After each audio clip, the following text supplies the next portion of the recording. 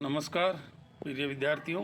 पिछले लेसन में हमने सूट एपिकल मेरिस्टेम का अध्ययन आरंभ किया था। हमने देखा था कि शीर्षस्थ भागों पर विभाजनशील कोशिकाओं का समूह विकसित होता है जिसे मेरिस्टेम या विभाज्योत के उत्तक कहते हैं, और हमने इसके वर्गीकरण के बारे में जिक्र किया था कि जो प्रोतंत्र के शीर्षस्थ भाग पर विभाजनशील कोशिकाओं का समूह विकसित होता है वह आगे चल कर के पादप के तीनों प्रकार के उत्तक तंत्रों का निर्माण करता है, क्रमशः epidermal tissue system, cortical tissue system और वैस्कुलर टिश्यू सिस्टम। हम ये जानने का प्रयास कर रहे थे कि ये जो शीर्षस्थ कोशिकाएं हैं ये किस प्रकार से इन तंत्रों के निर्माण के लिए कोशिकाओं का या क्षेत्रों का निर्माण करती है।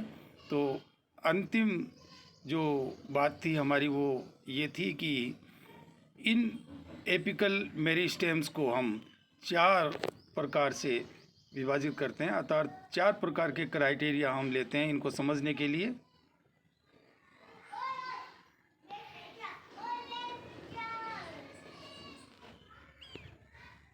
पहला क्राइटेरिया जो है वह क्लासिफिकेशन का based on origin and development, उत्पत्ति एवं परिवर्धन के आधार पर हम इसको विभाजित करते हैं, और इस क्राइटेरिया के आधार पर इसको पुनः 3 प्रकार में हम बांटते हैं।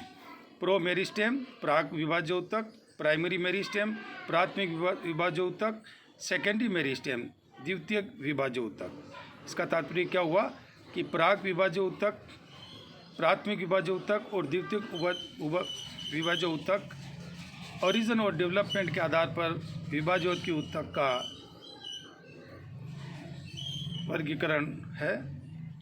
इसी प्रकार the classification based on the plane of division, विभाजन के तल के आधार पर, जैसा कि हम जानते हैं विभाजन के कई प्रकार के तल होते हैं, जैसे परिणतिक विभाजन, अपनतिक विभाजन, तिर्यक आदि आदि। इसके आधार पर यदि हम इन विभाजित के कोशिकाओं का विभाजन करें तो ये भी 3 प्रकार से बांटे जा सकते हैं। मास या ब्लॉक मेरिस्टेम, सहनती विभाज्योतक, प्लेट या पट्टी का मेरिस्टेम, फाइल या रिब मेरिस्टेम। यदि हम क्लासिफिकेशन को पादप के शरीर अंग में स्थिति के आधार पर वर्गीकरण करें तो यहाँ पर ये 3 प्रकार का वर्गीकरण होता है। एपिकल मेरिस्टेम शीर्षस्थ विभाज्य उत्तक, इंटरकैलरी मेरिस्टेम अंतर्विष्ट विभाज्य उत्तक, लेटरल मेरिस्टेम पार्श्व विभाज्य उत्तक। और हम देखते हैं कि आगे के अध्ययन में भी हम स्थिति के आधार पर जो वर्गीकरण है विभाज्य उत्तक का वो हम अधिकांशतः प्रयुक्त करते हैं, क्योंकि ये बहुत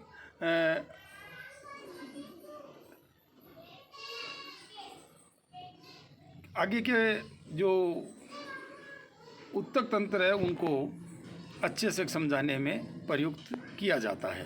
बेस्ड ऑन फंक्शंस, कार्य के आधार पर ये भी हम आगे 3 प्रकार से विभाजित करते हैं। प्रोटोडर्म अधितवक, प्रोकेम्बियम प्राकेदा और ग्राउंड मेरिस्टेम भरण विभाज्य उत्तक। इसका तात्पर्य ये हुआ कि हमने विभाज्य उत्तक कोशिकाओं को किस प्रकार से आगे इसकी क्रिया विधि होती है, इसके लिए जो वर्गीकरण यहाँ पर देखा वह 4 क्राइटेरिया के आधार पर है, क्रमशः उत्पत्ति एवं परिवर्धन के आधार पर, प्लेन ऑफ डिवीजन के आधार पर, पोजीशन इन प्लांट बॉडी के आधार पर और फंक्शंस के आधार पर। हम ये देखते हैं कि चारों में ही 3-3 प्रकार से हम इन्हें पुनः विभाजित करते हैं, और ये साधारणतः इस बात को समझने के लिए कि तीनों प्रकार के पादप में जो उत्तक तंत्र पाए जाते हैं वो किस प्रकार से विकसित होते हैं। यहाँ पर हम यदि शीर्षस्थ पोजीशन के आधार पर वर्गीकरण जैसा कि अपन ने जिक्र किया उसको देखें तो यहाँ देखते हैं कि पहला जो चित्र है वो इस बात को समझाने में सहायता करता है हमारी कि एपिकल मेरिस्टेम शीर्षस्थ भाग पर साइड में पार्श्व में जो है वो इंटरकैलरी मेरिस्टेम और उससे बिल्कुल परिधि की तरफ लेटरल मेरिस्टेम पाया जाता है। और कार्य के विभाजन के आधार पर हम यदि देखें तो दूसरे नंबर के चित्र में हम अच्छे से देख सकते हैं कि यहाँ पर 3 प्रकार के जो मेरिस्टेम्स मिलते हैं, उनके कार्य के आधार पर ये अलग अलग स्थान पर अपना कार्य करके पूर्ण पादप शरीर का निर्माण करते हैं। अधितवक जो कि एपिडर्मल टिश्यू सिस्टम का निर्माण करता है, ग्राउंड मेरिस्टेम जो कि मध्य की जो है वो परण उत्तक तंत्र का निर्माण करता है, और प्राकेदा जो कि वेस्कुलर टिश्यू सिस्टम का निर्माण करता है।